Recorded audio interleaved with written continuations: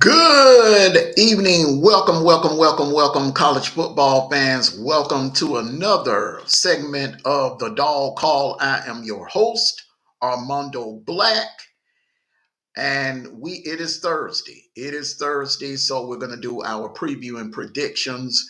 I started it off yesterday with the Georgia-Texas game. As those of you that attended the live, make sure you go catch the playback of my preview and prediction of the Georgia Texas game that I did last night.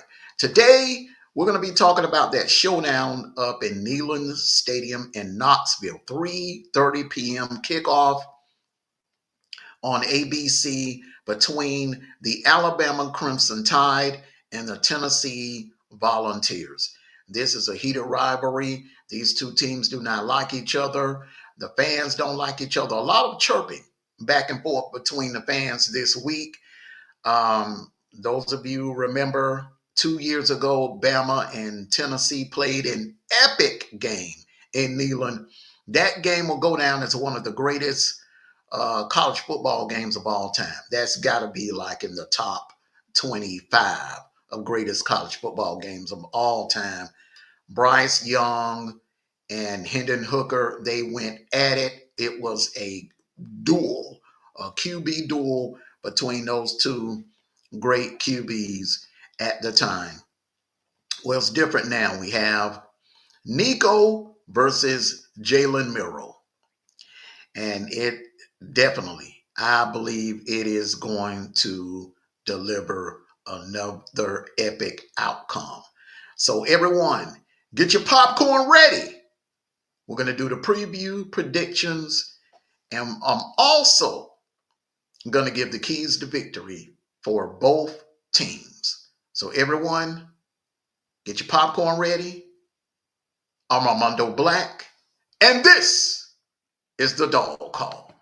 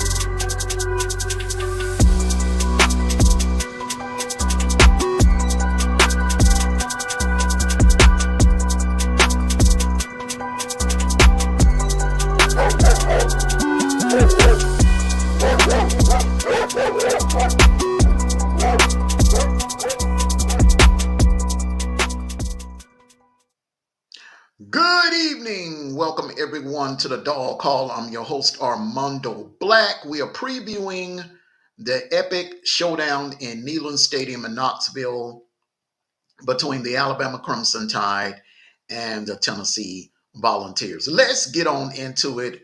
First things first, from what I'm hearing, ears on the streets, boots to the ground. A lot of people are picking the Vols. A lot of sports analysts are picking the Vols to win this game. Has a lot to do with Bama's defense. Bama has not looked good since the first half of that Saturday night clash they had with my Georgia Bulldogs. That's the last time that Bama defense looked anywhere near elite. So they're going up against a Tennessee team that has a high-octane offense. They can beat you on the ground. They can beat you in the air. They can beat you in many different ways. And they have a very, very athletic quarterback and Nico. So we're going to start off with the Bama Crimson Tide, and we'll just go ahead and introduce you to these Alabama Crimson Tide. As you know, this is the team that my Georgia Bulldogs took an L to 2 or 3 weeks ago. This team is led by Jalen Miro. He has, at this point in time, he has 1,483 yards passing, 12 touchdowns. Jam Miller is their leading rusher. Right now, currently has 360 yards rushing. Their leading receiver is Ryan Williams, the Wonder Kid.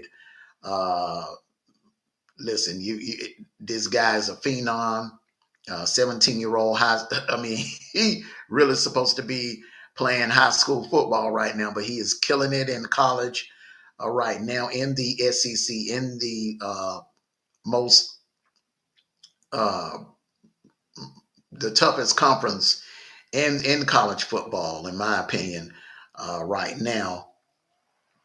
He has 576 yards catching and 6 touchdowns.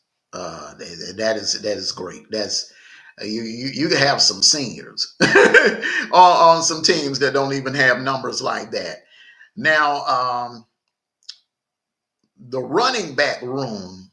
Okay, now the defense has, like I said, the defense has been struggling this year, but there are some studs on this defense. The defense is led by Jaheed Campbell. He has 51 tackles currently to date. In the secondary is Damani Jackson. He has 2 interceptions so far to date right now. Now, Bama always, they keep a fleet of wide receivers uh, to complement the freshman phenom, Ryan Williams. They have Jeremy Bernard. He has 309 yards receiving. And they also have a stud tight end, CJ Dupree, 121 yards receiving. Now, here's where Bama can really hurt you. They have a running back that can come out of the backfield and catch passes as well. Justin Haynes. Justin Haynes can hurt you out of the backfield catching. All right, let's take a look at those Tennessee Volunteers. The Tennessee Volunteers, a lot of people have them favored to win this game. So let's take a look at them and let's take a look at their production. They are led by Nico Amaliva. I hate to mispronounce people's names, so I'm gonna be honest with you. I had to really practice on this kid's name, Nico Amaliva. Nico Amaliva currently has a 1,219 yards passing, 7 TDs, not bad so far. Dylan Sampson, 699 yards rushing. Now this dude right here is putting up, woo, 5.9 yards per carry. Let me say that again, ladies and gentlemen. 5.9 yards per carry. That is Leonard Fournette type numbers. That is Nick Chubb type numbers. Oh yeah. Yeah. Listen, that's a bruiser. That's a bowling ball right there. And he has his partner in crime in the backfield, Deshaun Bishop, 330 yards, 6.9 yards per carry, 3 touchdowns. And oh, by the way, Dylan Sampson has 15 touchdowns. Ladies and gentlemen, this is a backfield. This is a dangerous backfield right here. Now let's look at their receiving. Now this is kind of a odd year for the Volunteers because when I think about them, I think about the hybrid offense that Josh Heupel brought to Knoxville. I think about that gimmick offense where they're stacking receivers on one side, they're spreading you out. But this year, they're actually destroying teams on the ground.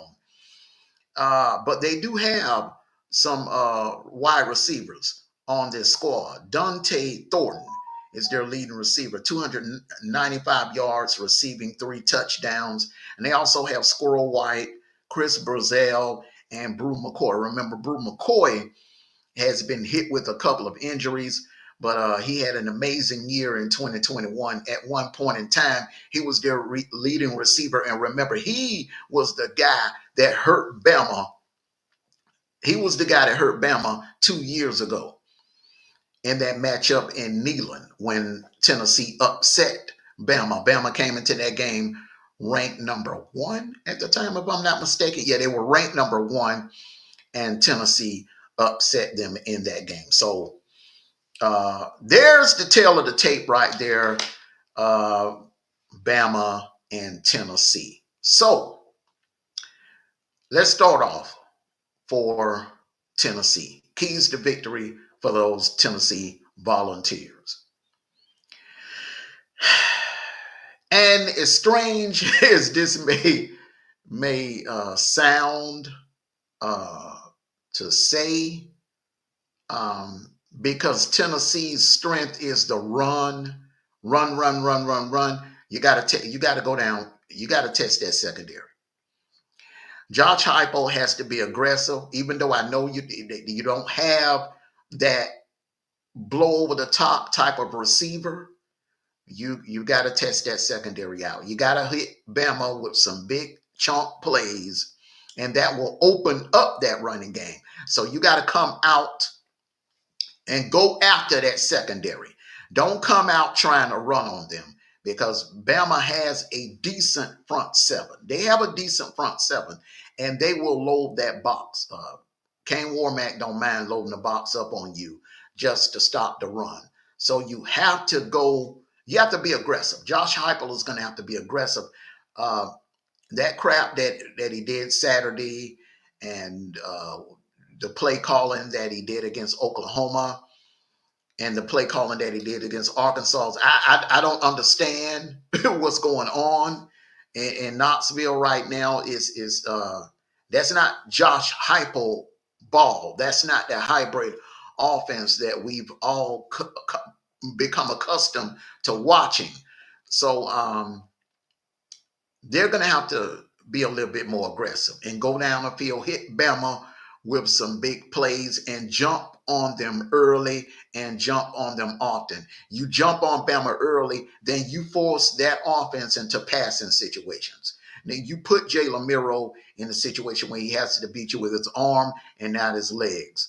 And that the best way to do that is to jump on top of them and get like maybe a 2 touchdown lead in the first half. And that will force Jalen Miro and force Kalen DeBoer to call some plays where he's going to have to put the ball in the air.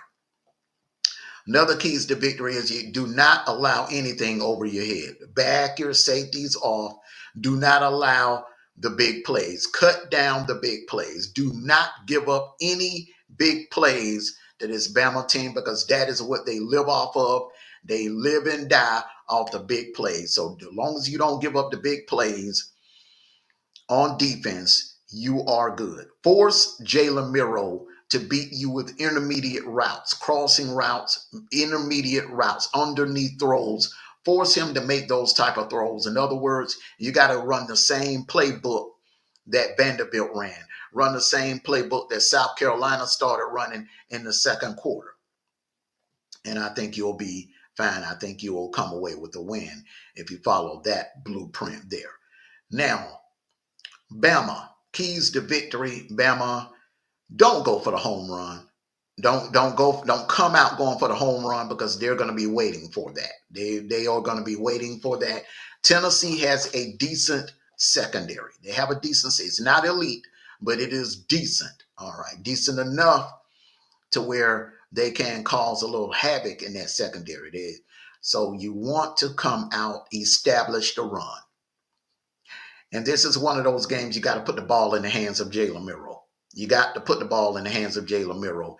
Establish the run. All of that hot shot stuff, don't come out doing that.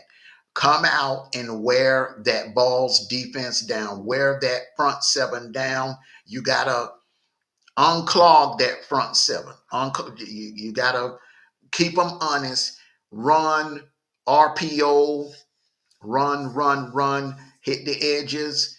Just, you got to sustain runs. You got to have a good rushing day on the ground. Keep this game ugly.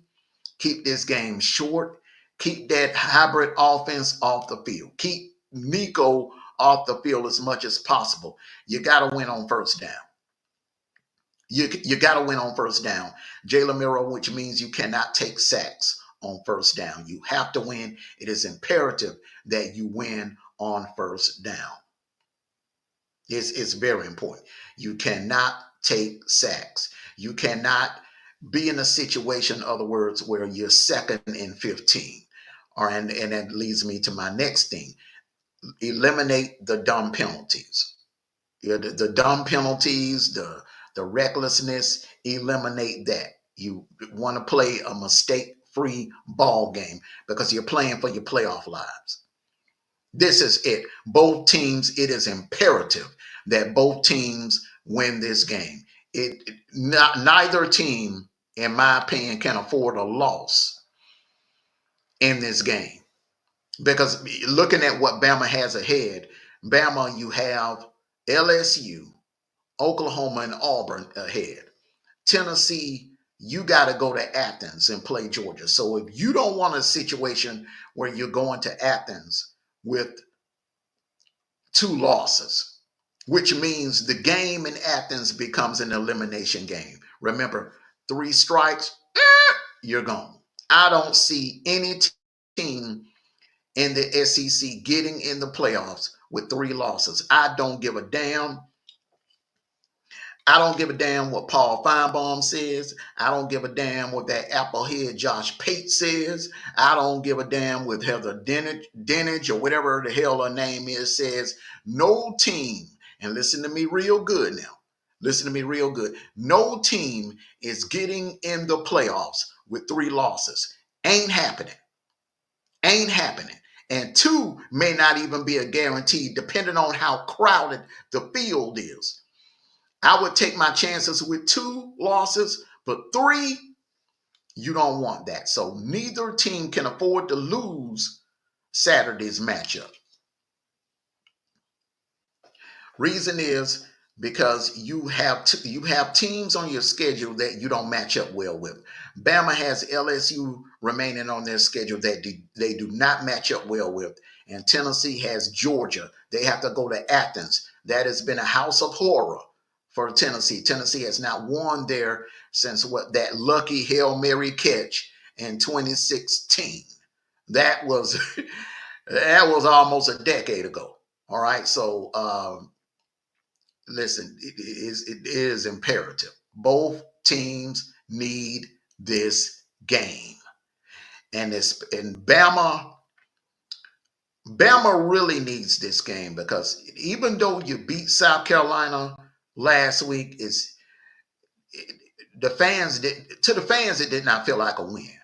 That felt like more like, and I'm just watching all of the Tide podcasters, that felt more like a loss than a win to most Bama fans. So it is not only is it imperative that you win, but to look impressive doing it. Bama, the keys to victory is you cannot give up the big play. You cannot give up the big play. Even if you have to back your corners off,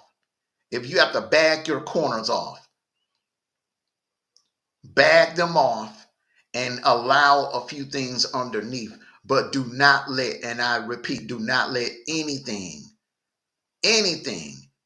do not let anything get in front of you. Do not let anything get behind you.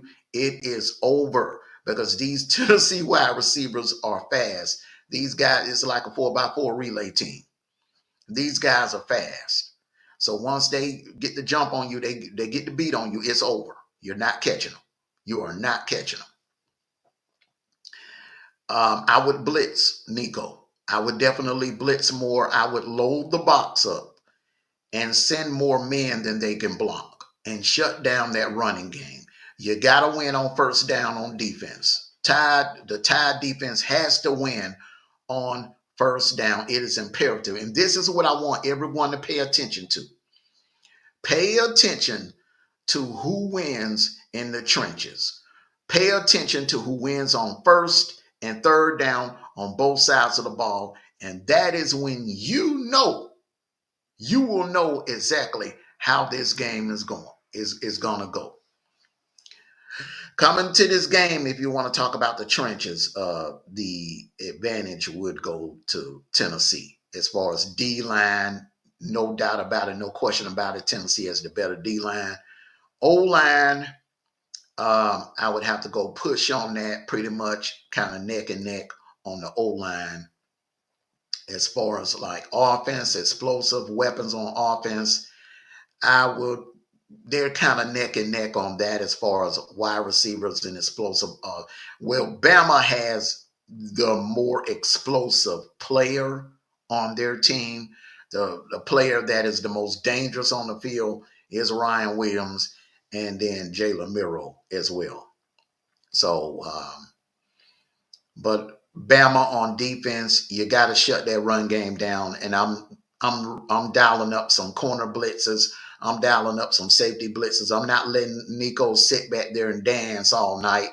And you know they're going to run. You know Tennessee is going to run. So it would be prudent. It would be prudent to put extra men in the box to slow down that running game. You know what's coming, so you should definitely be ready for it. Absolutely be ready for it. All right.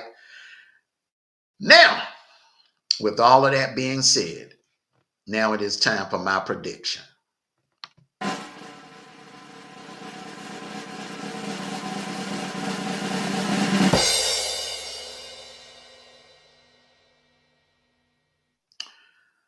Okay. I'm just going to put it like this.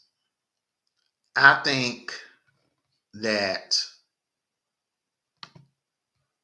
based on the fact, and it's real simple, based on the fact that Kalen DeBoer he has coached in big games like this. Now, a lot of people saying, well, he's going to Neyland Stadium. It's Neyland. It's going to be hostile. He's been there, done that. Remember, this is the same man that went on the road and beat Oregon in Autzen Stadium when he was at Washington. Remember, this is the same man that went into that hostile stadium, the Utah Utes home stadium, and won the game there. Corvallis is not an easy place to play in. And he went into Corvallis and won that game there last year on a Saturday night. So Kalen DeBoer he's not new to big games on the road. Josh Heupel has Josh Heupel's only signature win since he's been there, in my opinion, was against Alabama 2 years ago. Okay, and with that being said, he is not coached on the level that Kalen DeBoer is coached on. Coaching in the playoff games, won the playoff game, beat the Texas Longhorns, or favored Texas Longhorns, and Steve Sarkisian. Okay, a very good Texas Longhorn team. And then went to the national championship game, came up short against Michigan. But I say that to say this man has coached in big games like this before. So this isn't new to him. Bama can beat you in many different ways. They can beat you on the ground with Jalen Miro. Jam Miller can just get in the zone and go off. We've seen him do it. And Ryan Williams, I don't think there's any player in Tennessee's secondary that can stop Ryan Williams once he gets in the zone. Bernard, if you want someone to complement your number one receiver, Bernard is that guy, and he's having a pretty decent year so far. So with that being said, I'm going to have to go against the grain, even though I see a lot of people picking Tennessee to win this game.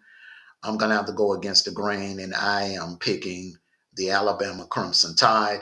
Not only am I picking the Alabama Crimson Tide to win the game, I'm I don't really think it's going to be that close. I think it's going to be Bama's. This is going to be a game where Bama is going to go back to looking like the Bama from early. They're going to go back to looking like the Tide from the first half of the Georgia game and that Bama team that went to Wisconsin. They're going to make a statement because they're playing for their playoff lives. They've been hearing all week for the last 2 weeks negativity about the team and how the team is falling off, and people are starting to write them off. And this is going to be a game where they, because Bama has a light switch as well, just like my Georgia Bulldogs. That Alabama Crimson Tide, they also have a light switch as well, and that they can flick on at any time. And I think that light switch is going to get flicked on in Neyland. And unfortunately, I think Tennessee is just catching Bama at the wrong time. This is going to be a hungry Bama team, a desperate Bama team, and an angry Bama team, which means it is going to be a very dangerous Bama team. So with that being said, I'm picking Bama to win this game, and I don't even think it'll be a close game. I'm going to say Bama 38, Vols 21. Vols have some issues on offense. They don't have that explosiveness on offense that they've had for the last 2 or 3 years. That Josh Heupel has been a Heupel, if I'm not mistaken, this is his 4th season. I think this is his worst offensive production season since he's been at Tennessee. I really don't know what's going on. I don't know if it's a lack of talent, or maybe some of the receivers are banged up, or maybe they have those 2 stud running backs that they're just deciding to line up and just run over people. But I don't think they can just line up and run over this Tide defense. The Tide, this Tide. Let me explain something to you all. This Alabama Crimson Tide team, there's talent on this team. I think the problem with this Bama team is maybe just a little bit of mismanagement, some mismanagement going on here for the Crimson Tide. But other than that, I think they're going to get it together this week. They're going to come out and make a statement, because it's desperation time. This is a de facto elimination game. Neither team can afford a second loss Saturday. So whoever loses this game Saturday, their playoff chances are just going down, because I'm looking at what they have coming up. If it's Bama, you got LSU, Oklahoma, Auburn. Those are 3, and Missouri. I'm sorry, Missouri. Yeah, Missouri. So you have, even though you got Missouri at home, Missouri is a very, very dangerous matchup for Bama. So you have Missouri, LSU, and Death Valley. You got to go to Norman, Oklahoma, and play Oklahoma. And you got Auburn at home. And that game could go either way. It's a rivalry game. It's the Iron Bowl. That game, anything can happen in that game. So Bama cannot afford a second loss. Tennessee, Georgia, Athens. That's a tall order. You going into Athens with 2 losses, and it's a possibility that Georgia could be in desperation mode as well when you do come to Athens. Georgia could have 2 losses and playing for their playoff. That could be a game where the winner stays alive, or the winner may win a playoff berth, go on and win a playoff berth, and the loser is officially out. So you don't want to be in that situation if you're a Vols fan. So that's just my take on it. Good luck to both teams. I don't have a dog in the fight. Literally speaking, I don't have a dog in the fight. I'm just a college football fan and a podcaster that loves the game of college football. And I look forward to this game, because this game actually will be coming on before my Georgia Bulldogs take on the Texas #1 ranked Texas Longhorns in Austin. So both of these games will be on ABC. This will be the undercard 3:30 matchup. Alabama visiting Tennessee in Neyland Stadium in Knoxville. I want to thank everyone for coming out and joining me here this evening. Make sure you hit that like button, subscribe, and share this video. You like the video, likes, share, and subscribe to the channel. Thank you so much. Thank you for supporting the platform. Hey, and like I always say, take care of yourselves and each other. And one last thing, go dogs, sick 'em. Woo, woo, woo, woo, woo, woo, woo. Enjoy the rest of your Thursday, ladies and gentlemen.